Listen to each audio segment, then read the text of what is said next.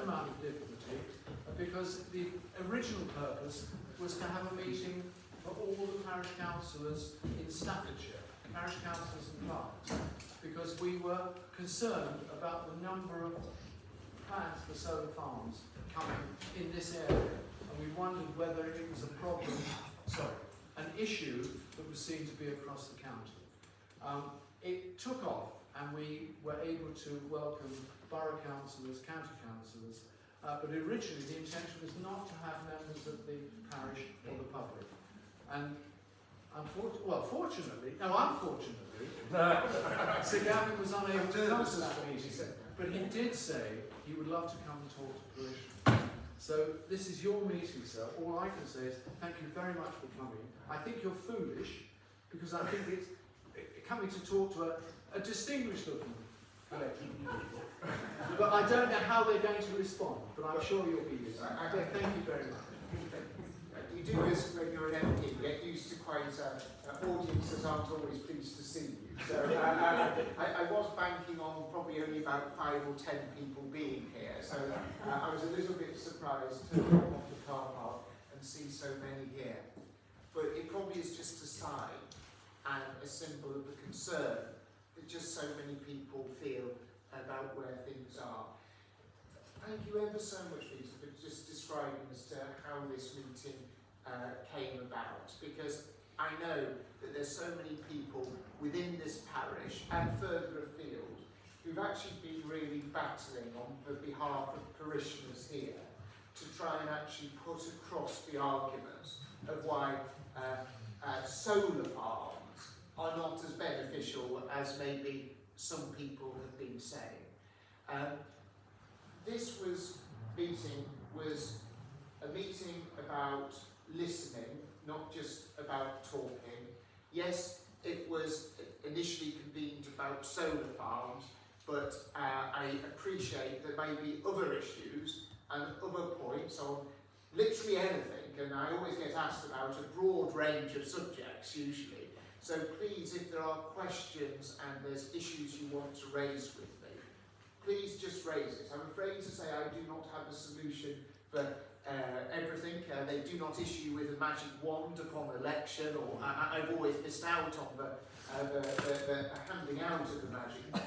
But, you know, I am here as your Member of Parliament to do my very best for you, to be your voice in the House of Commons, and to try and make sure that there is someone standing at your side whenever there are issues, whether they're big, that are affecting a whole community, or whether they're very small, impacting on an individual. I was going to say there's so many chairs at the front, and I promise I'm not, I don't spit.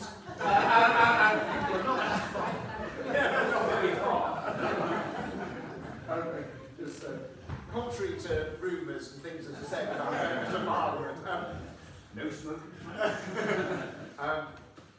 If I can start just by addressing the issue of the solar farm. I mean, we've already had one permission granted at Droyton, and then we've got another application that's been put in for this parish.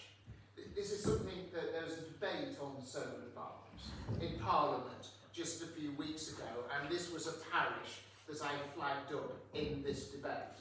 But it isn't the only parish in the constituency of Stowe, Great Worley and Penkridge that is impacted. We've sadly, just in the last 6 months, we've had permission granted, not just for one here in Droyton, but we've also had another 150 acres granted in Penkridge, another 140 acres granted in Coven, and usually there's a pattern for this.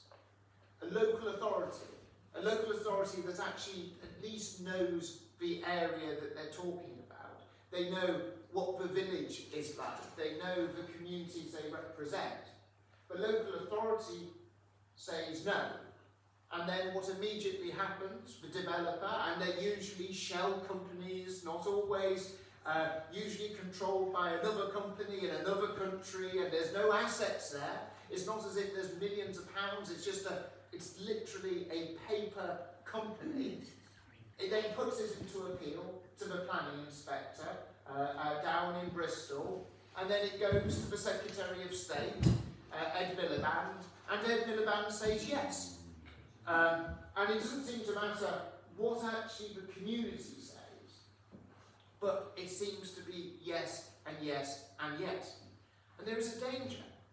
We heard actually just in this hall, yes, we want to see a diverse range of energy for this country, but when we talk about solar farms, there's a danger that we think of something that is beautiful and pretty, a sort of bucolic agricultural sort of scene. But the reality is this is the industrialisation of our countryside. And are these temporary measures? Are these going to be taken out, the millions of pounds that it will take out once they've been used in order to be restored back to countryside? Or will they be arguing for saying that this is a brownfield site? Is it going to then be, well, actually we've had a solar farm there, it's effectively a power station, because that's what we're really actually talking about. We're talking about a power station, not a piece of agricultural land that's just sort of generating a little bit of electricity. It's a power station on our countryside. And then the argument will be, well, it is brownfield land and therefore it should be houses, and therefore it should be industrial units, or therefore it should be something else. So it's not just about losing something for 40 years. It probably is about losing something forever. And I don't want you to think I'm some Luddite. Well, someone will probably shout over, well, if my daughters have sometimes seen me with technology, and they'll probably actually argue that I am slightly Luddite, but no one is standing in the way of progress. But you have to ask progress at what cost? If this is about saving our environment, it can't come at the cost of our environment. It can't come at a cost of our countryside, it can't come at a cost of nature. And the idea, and I'm not a farmer, and I know that there's a number of farmers in this room, the idea that actually that this can still be used as agricultural land is for the birds. It won't be productive agricultural land while it's there, because actually the shadow that's permanently cast over the grass will mean that the grass that's underneath those acres and acres and acres of solar panels won't be the best quality of grass, and actually it's a bit like people. Animals are fussy about what they eat, and they'll eat what is good and not what is bad. So the idea that is being put across, that this is just really an extension of the countryside, it is actually the destruction of our countryside. I can promise you I will do everything I can do to work with you as a community and with the parish council and any groups that are looking to stop this, and do everything I can to help and support, whether that is raising this in Parliament, whether it is making representations to Borough Council, whether it is making representations to the Planning Inspectorate, whether it's making representations to Ed Miliband, to make sure that we don't actually create steel fences around our communities as these solar farms are built. I can't stand here and promise you by being against it I can stop it, but I can promise you I'll do work with you and add my voice and all my efforts as I can do to make sure that we keep a very beautiful corner of Staffordshire, a very beautiful corner of England, that beautiful place that I think everyone in this room very dearly loves. At that point, I'm going to pause because my granddad always used to tell me, you've got 2 ears and 1 mouth and you should use them in proportion. But I'm afraid to say I'm a politician, so I don't always listen to that sort of very sound advice. But there's a lot of people here. I'm sure there's a few questions, and I'll pause. But please, I know it's about, we come here about the solar industrial installation that they're sort of talking about. But I know that there's maybe questions about traffic lights not too far from here. There's maybe many other issues. So, Mr. Chairman, if I pause and hand over the floor to people. I was going to say, I was hoping he was going to pause there because that's called setting out one's stall. And I've heard lots of people setting out their stall, but that was magnificent. Really good. I should have said at the beginning that the parish council considered the application and we decided to oppose it. The opposition goes in, I think, by the 10th of June, is that correct? And I would urge people to write to the Borough Council to object or support the application, because it is a key one. And I couldn't have put it better than you said. Magnificent, really good. Now let's see if somebody can trip him up, because I think that was far too good. It's very easy to do. I'm not sure I'd agree with that. Who would like to start us off? Edward, would you like to start us off? Me? Well, I've been briefed, actually. I'm against the solar farms, I've pointed out before, partly because the road structure's not good enough round here, and we've also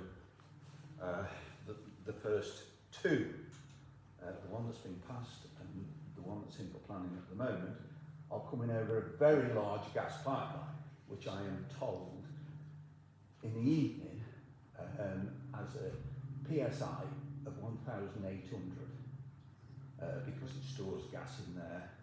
It's nearly a metre diameter. So that's a major worry, a very large worry. We're told that that pipeline is actually moving at the moment. It's floating. So the pressure on the pipeline, we've been told this from very good authority, the pressure on that pipeline is going to be greater. I've seen the pipeline when it was exposed many years ago when it was first put in, and it's a monster. Those roads are simply not suitable for that amount of traffic. I've driven HGVs down the particular road, and the idea that some of these wagons can pass local vehicles is just laughable. It just can't be done. I mean, same as I say, I'm an HGV driver. We did a little film the other day of me backing back. That's all right, but when, I met other traffic coming on purpose. That's all right, but it won't work when you're flooded with vehicles.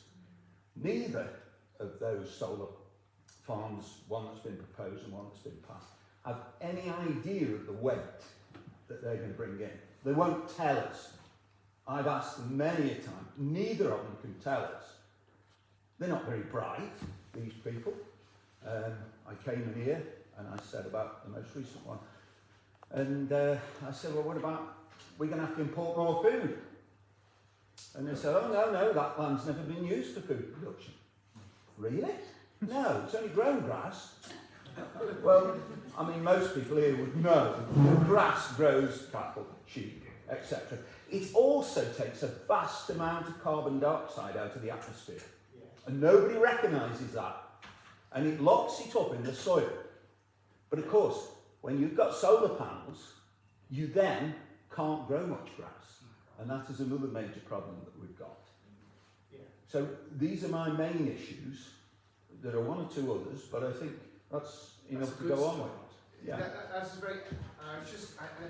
Because the government's got a planning bill that's coming through. There's a number of amendments to that bill, which about electrical storage and other such facilities, where I'm going to be putting my name down to amendments. One of the great joys of being a backbencher is you can be far more rebellious than you can be when you're in government. And there are a number of things that I want to put my name to. The difficulty is the weight of numbers, depending on whether if the government's not willing to accept any of those amendments, they can sort of pretty much drive things through. I hadn't sort of thought about the issue of the gas pipeline, because of course it comes all the way there. It's kind of going industry way as well, I think. This one's a major one from Liverpool Oh, is it? to Orlus originally. Oh, is it? Because does it go Millwich way as well? Yes, it does. Yeah. Modishall. Yeah. Yeah. And so what I think this is really vitally important point, because what we have actually seen is invariably where you have solar, you also have to have an element of battery storage as well. Yeah. And what we have seen, I'm afraid to say, people sometimes accuse me of not being very environmentally friendly because I drive around a 24-year-old petrol car, which I always say I'm probably more environmentally friendly for every year I get extra out of that car than buying one of these new Elon Musk Teslas or Chinese sort of type things. But when you speak to Staffordshire Fire Service, if you have a fire on one of these cars on the M6, the plan isn't to put the fire out, because they can't. They actually have to load it into a container, and they then have to transport the fire elsewhere for it in essence to burn out. Now, fire and gas are an interesting combination. And the battery's quite close to the gas pipeline as well. And I think that's a really, really important point. And I'm thinking, Ryan, who's just at the back there, who works for me, I'm just thinking, Ryan, can we just sort of note down to make sure we actually put this as part of our objections that are also going into Stafford Borough Council to say why we do not think this is correct. And actually also, it's maybe something that we should be asking as to whether we should be asking Staffordshire Fire Service to be making a comment on this. Because actually, if you are going to have this, there needs to be also access to water. And I'm not sure if there is such access to water. It is being provided. Because actually a fire engine only carries a certain amount of water. If there, God forbid, there is ever a fire, you want to be able to access more. So maybe this is another angle that's worth bringing out. And your very good point about access to heavy goods vehicles, access to potentially fire appliances if they ever, God forbid, had to sort of get up there. Part of the charm of this parish is it's quiet roads, but they are quite narrow and they're not sort of ideal for that. So I think some brilliant points, and these are ones that I'll try and encompass in my objections as well. Just to raise the second point, it's two gas pipelines, because there's also one at Grimley by the old station. Runs down the railway, back here. Which is the 9-inch cast iron pipe from Staffordshire to Oxford, which comes out to the ground at Grimley, over the top and back down to the railway crossing. So that's where all the lorries will be turning on that junction. Well, but this is last time I ever had a cigarette in this village. The 24-inch one just down the road here. Yeah, just as an addition to the previous speaker, I was telling my daughter about the meeting tonight, and she lives near Banbury. Yes. And there's a small village there where they're doing this very same thing. And it's full of articulated trucks that can't get up the lanes. And this was made a big point by the people from Droylsden about the access. But I mean, it turned down by everybody except when we appealed it to. Said, what's happened to democracy? Well, my also concern is actually it's all well and good giving planning permission to these things, but then there's a reality of how do you link the generation up to the grid. And I am not an expert in these matters, but one of the things that we did here, I mean, there isn't immediate access onto the grid at these points, is there? And so, part of my hope is actually the cost of linking that to the grid is going to be so prohibitive, it maybe means that it will never get built. But, is that? There's a power line, I believe, there. Oh. That's one of the reasons There's a track, so I do apologise. You also have a 5-year delay as well. Yes, you do have a very long. There's a council down south who went bust because they built their own solar farm, expecting an income from it, but then it took 5 years to connect it. Yeah, and then it was all gone. Now, I know that we've got a few questions. We've got one over here and then one over here. Is that okay?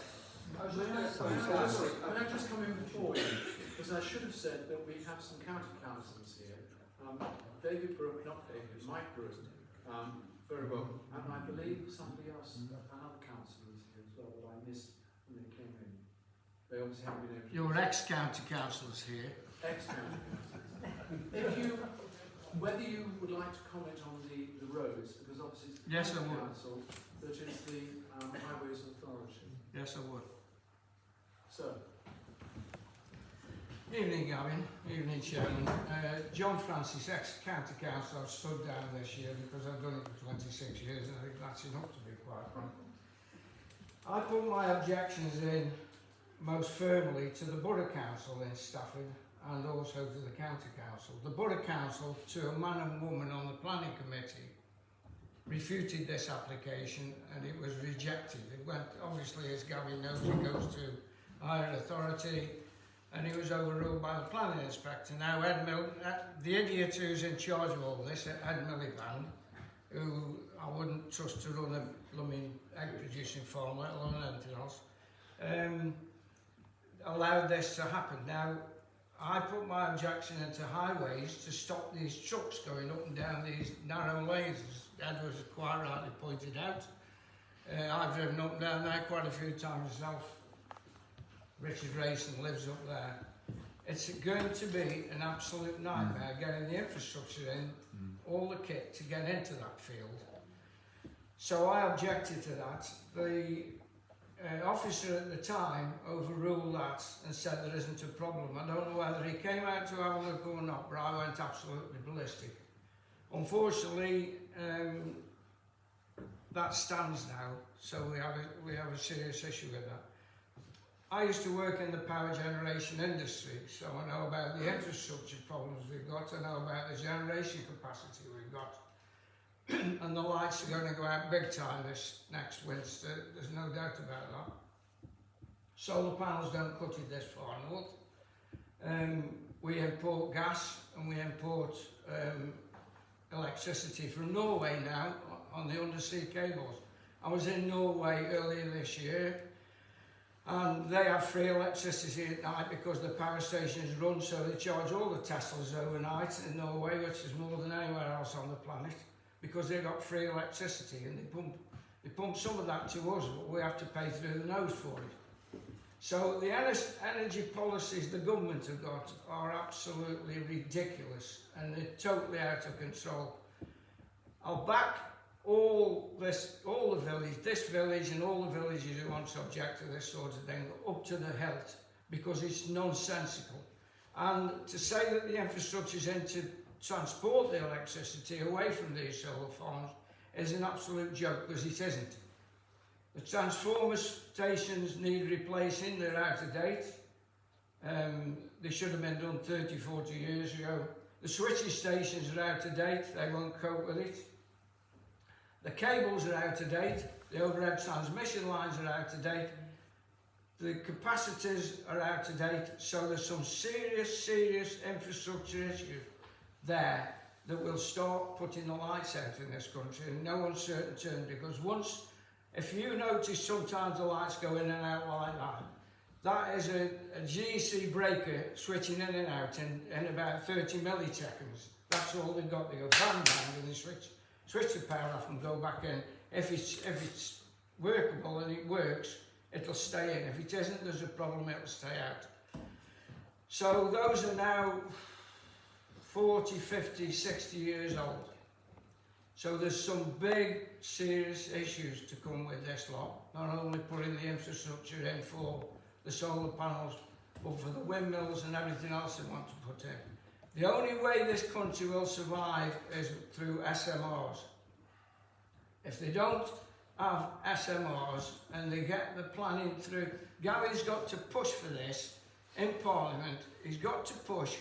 I don't know why Michael Gove didn't do this over the last 2 years. He should have pushed for SMRs, particularly built by Rolls-Royce, because I've got a friend who builds the nuclear reactors for the submarines, and they were ready to go with this 2 years ago. They need to be doing it now, because they'll take 2 to 3 years to come on stream. So there's some big issues here besides us, but we're a microcosm of what we've got to do to stop this bloody nonsense. Pardon my French.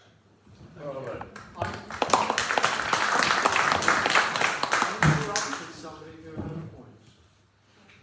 Did you have a question, sir? I think it's gone now. I was just going to say I wouldn't worry about the water because Upper Farm, Lower Farm rather, and Yew Tree Farm got a nice big lake in the middle between them, so they'll get the water from there if they need it. Right, yeah. And the panels, they can't use that water.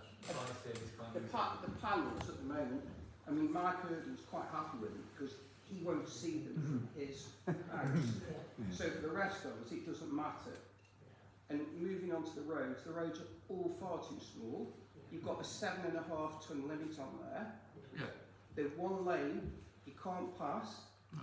We've had enough trouble with Connect Fibre recently, digging all the roads up, making a mess. Nobody's done anything about that.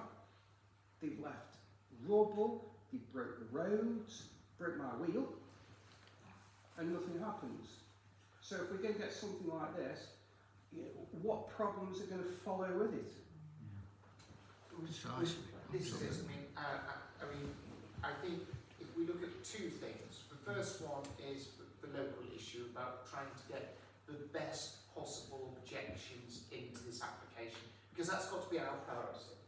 If every single one of you can go home tonight and, well, maybe you've got something actually nice to do when you get home, but if you've got the chance over the next 24 hours, just to be able to put an objection in as an individual, it carries so much more weight by putting those objections about concerns about access, concerns about impact in terms of the rural landscape, then actually, you know, if we've got 10, 20, 30 different objections, that actually really helps and supports the objections that the parish council's putting in. The objections as, you know, maybe your district councillors will also be objecting to, or maybe not. Obviously you can't prejudge what they're going to do because it can't predetermine. But, you know,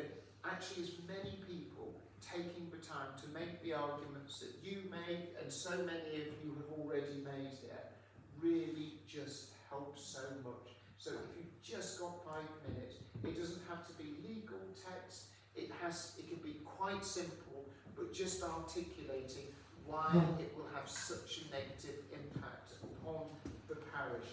It would be a big help, and it hopefully can make a little bit of a difference. Because often, people are putting these things in, hoping that no one will care, that no one will really object, and no one will put the arguments against it. So that's why it's so important that it's quite clear to me, and I think it's probably clear to all of you, there is real care about this, there is real concern about this, there is a real desire to stop this from happening. So please do take the 5 minutes to put in that objection.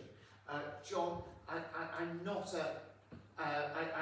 as expert as you, and I didn't know when you were explaining about the moment of dimming. I will leave this village hall wiser than when I arrived. But you're right, and you know the idea that we can build our energy future on solar isn't a very wise idea.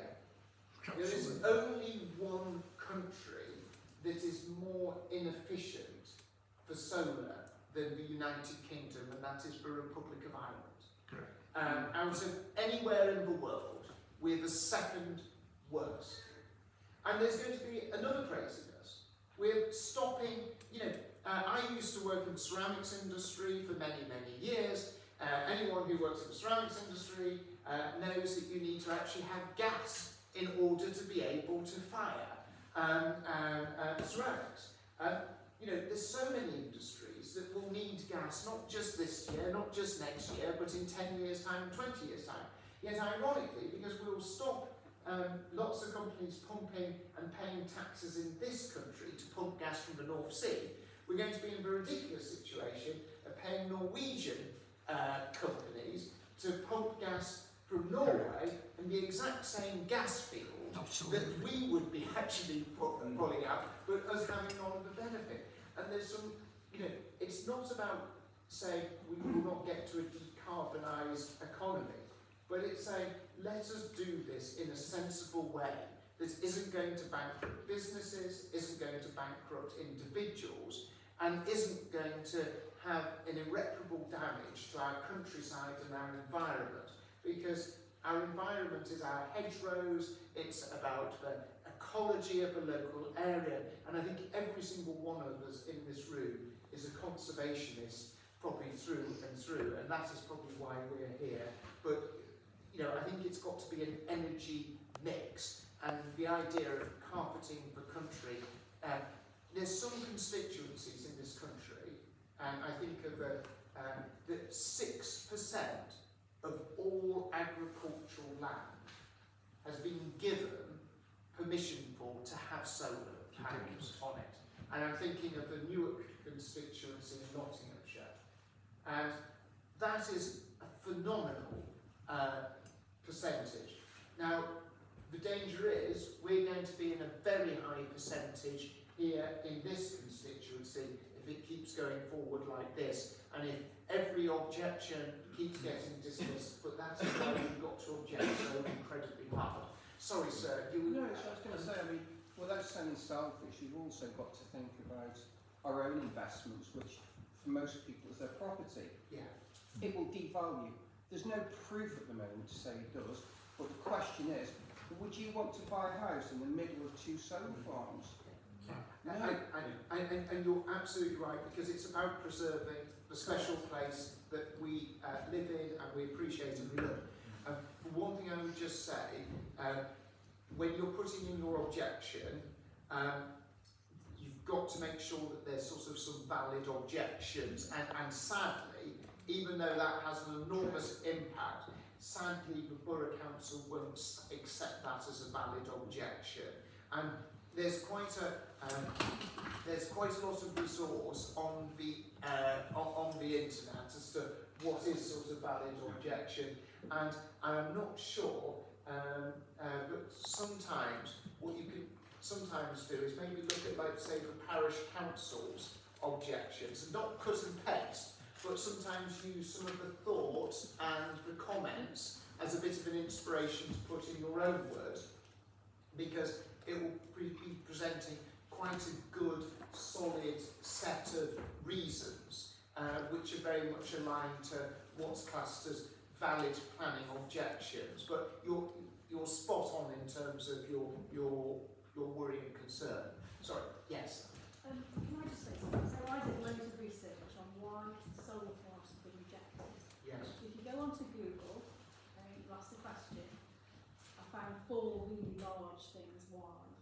Number 1 will be the developer failed to demonstrate that alternative sites of lower agricultural value have been adequately considered. So that's 1. That may not be, but we can use that one. Another one is concern over the impact on a Grade 2 listed building, which is actually next door to us in Grimsby. Yeah, no, that's what I'm saying. That's why it was rejected. Yeah. So that could be another reason why. Absolutely. There's also another Grade 2 listed building in the village. We've also got the wildlife.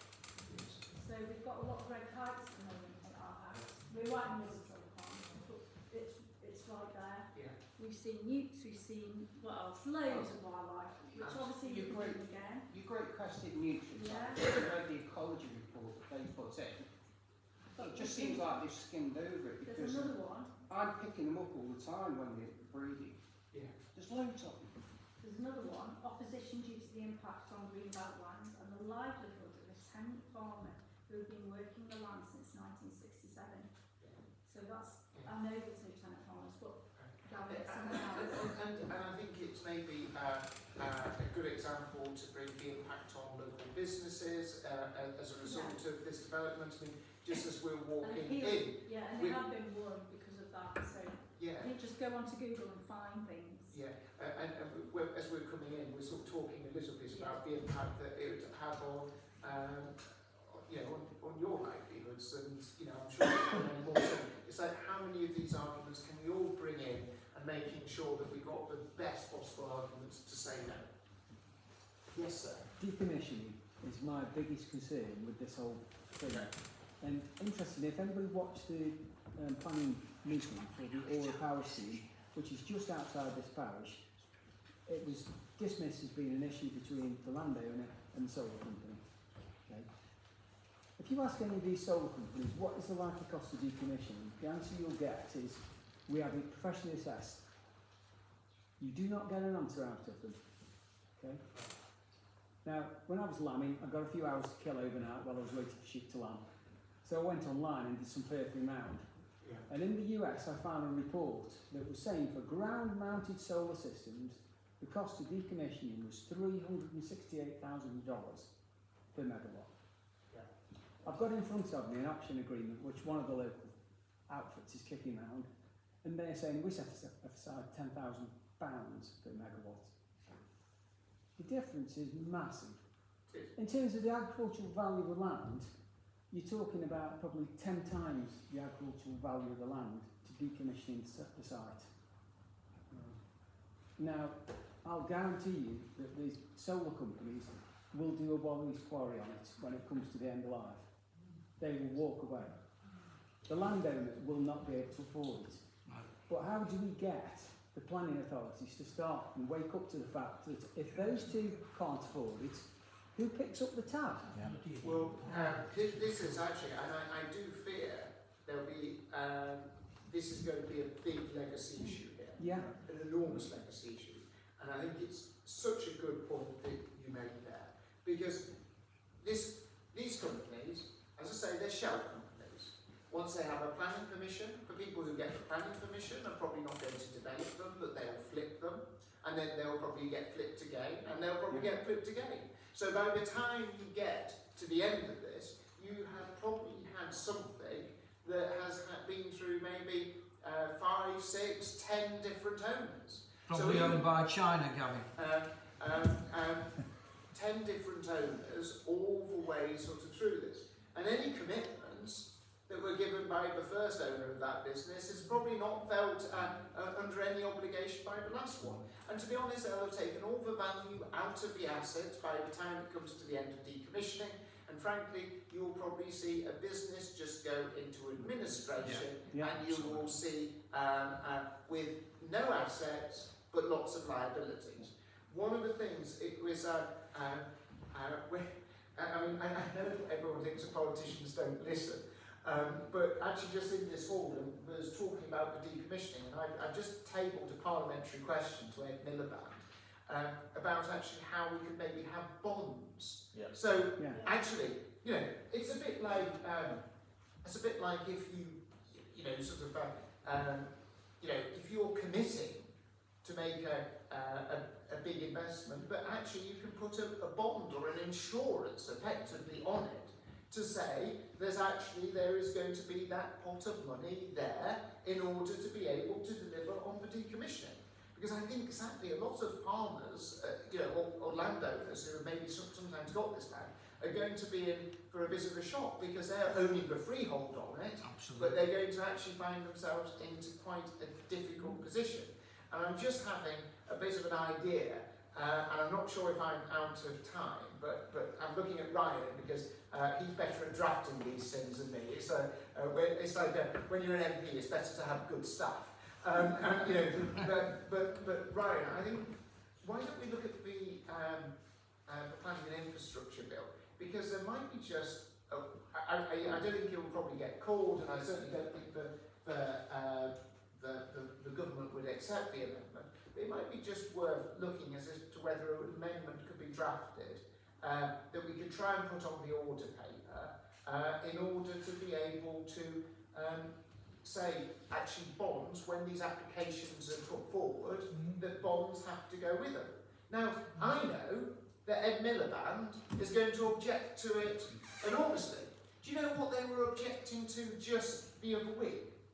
They were objecting to an amendment that's been put there to say that government money couldn't be used to buy solar panels from factories using slave labour. And they were saying no to it. Now they've eventually capitulated to it, because how can anyone argue that it is right that our money, the money that we pay Treasury, is then used to pay a factory in China that is using Uyghur Muslims in order to be able to produce, using them as slave labour to produce these products. I mean, there is no moral compass there. And so, even though we didn't get the amendment first time round, eventually the government did have to capitulate on it. And it's worth trying to do this, because that would start to shift the economics. And if you are going to get these things, at least you know that there's money there to take them away when it comes to an end. And at the moment, there is no money that is going to be there to get any of these decommissioned. Sorry, Mr. Chair. You're going well. I have been picking people out. You're doing very well. My only problem with that, if you could, Bob, somebody like Gordon Brown or Rachel from the accounts, she'll be using that money for something else. Yeah. I would like to say I did A-level economics, so I maybe can class myself as an economist. But I can't actually. It was good try. I wouldn't insult yourself that. I think you can sort of do these things through. I'm not an expert. I think you couldn't sit those with the government. You'd have to sit them with like an escrow account or something like that would be separate. But you're right. You'd have to have something. But I must confess, I don't want to give you false hope. No. The ability for me to get an amendment to one of these bills passed is sort of minuscule. I must confess, I tried to get rid of the bishops out of the House of Lords a few months ago, and I wasn't very successful on that. So, but you've got to give it a go. If I can come to this lady over here. Yes, sorry. I think there's some very valid points been made here tonight. But I'm sitting here thinking about the one key point that made me come tonight. And we're all here for the same reason. It's about me. I'm a person, not quite of this parish, but close enough, who's heavily impacted by these proposals. Yeah. I think the word community safety is perhaps overworked these days, but why am I in part concerned about this arriving in my parish, not this one quite, because in the construction phase it's going to bring a lot of people here to a very quiet place. It's going to make me feel less safe. It's going to bring a lot of traffic that's not used to driving on rural roads. And we've heard a lot tonight about property and cash and land. And we've seen comments in the first application around the safety of property and potential for criminality from the police comments to the planning application. But if it's necessary to put that property behind chain link fences and put up 12-metre poles with CCTV cameras on, which might impact my privacy, why is nobody thinking about my safety in this proposal? And I think policing that safety, if something was to be realised, is a very important point to me, just as important as whether I get power, whether it costs the right amount, whether people get the right returns. And I'm here because I'm a person. I'm not here because of the politics or the rights and wrongs of a particular application. And I think that valid point about community safety and how traffic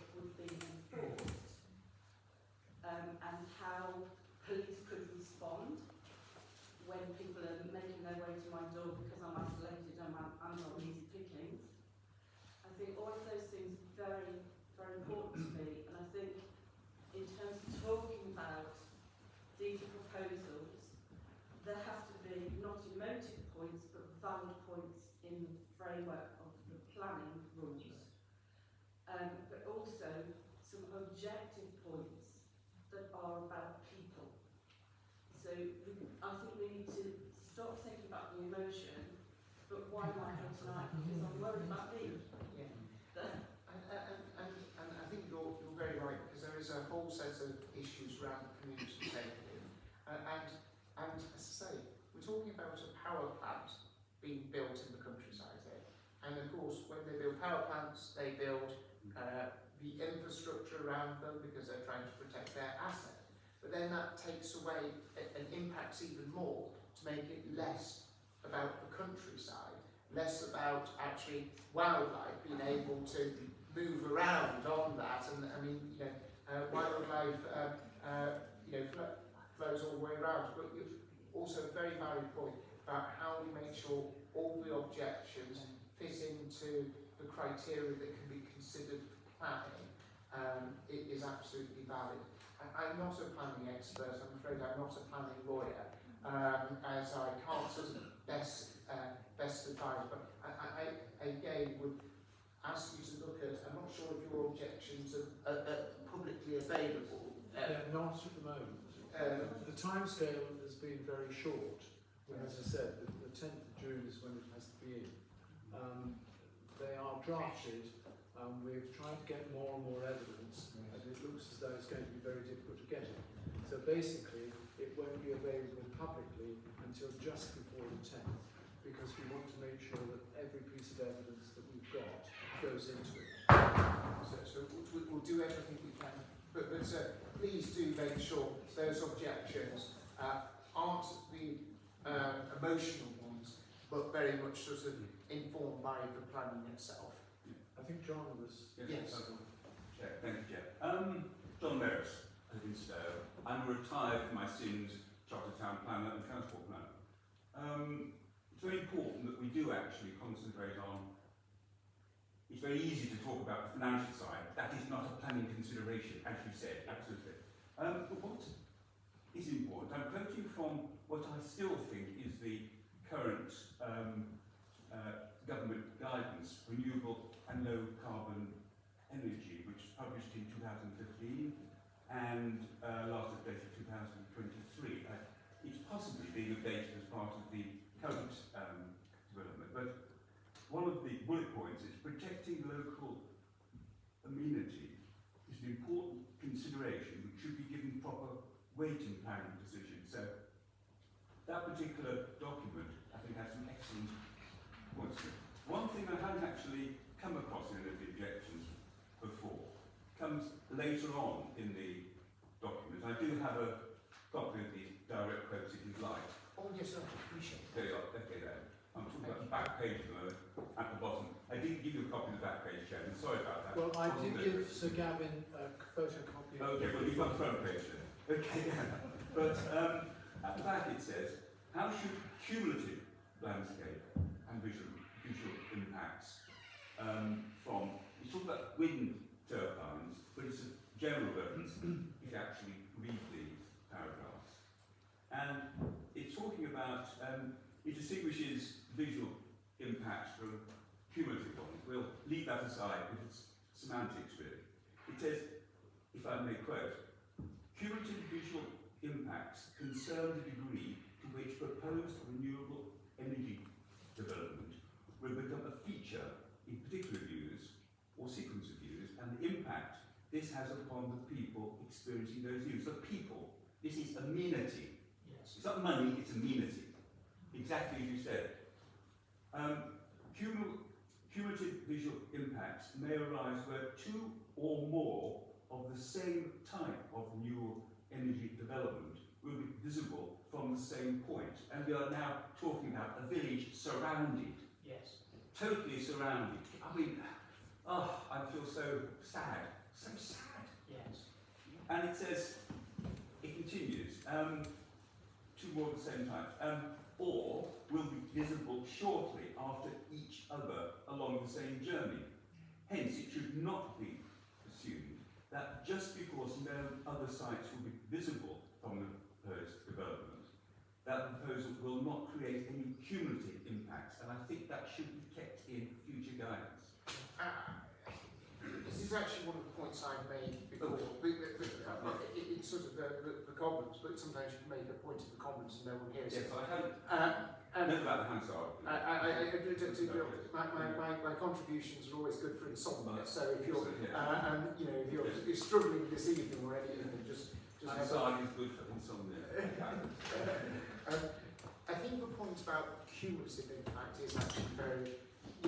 We might as well use the misfortune of that being granted. Yes. Actually, as part of our argument to say that actually you can't have more and more and more because of that cumulative impact in terms of the wider community. The problem is we don't have regional planning in this sort of government.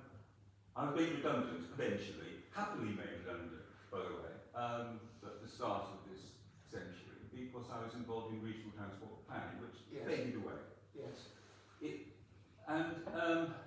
But this is just anybody who's got a piece of land close to a power line. Now, I hadn't realised about the fact that the power lines are pretty ancient and collapsing, effectively, technically.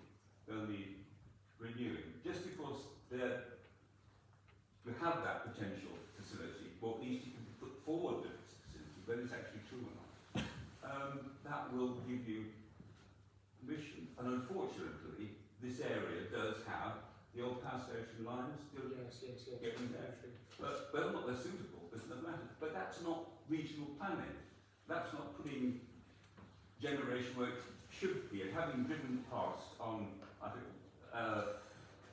along a motorway recently and seeing solar panels alongside, who's bothered about that? It's fine. And I've got nothing against, well, particularly wind energy. My brother-in-law in Holland has several turbines for decades on his land, and the first one that was built, I was at hoped it, and I could feel the power coming down. You know. Oh Lord, I felt the power coming down. And that's fine. But even though it's, well, the cows don't bother about it, but solar panels are important. They're just part of the development.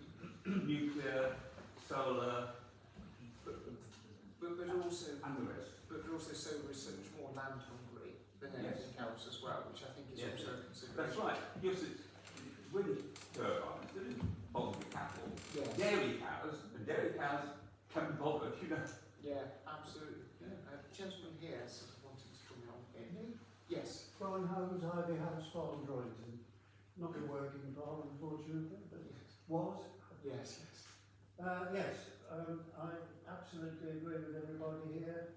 I think when we first came, we were looking at the Cotswolds, and we couldn't afford it then, and we found our little niche of paradise, and we love it.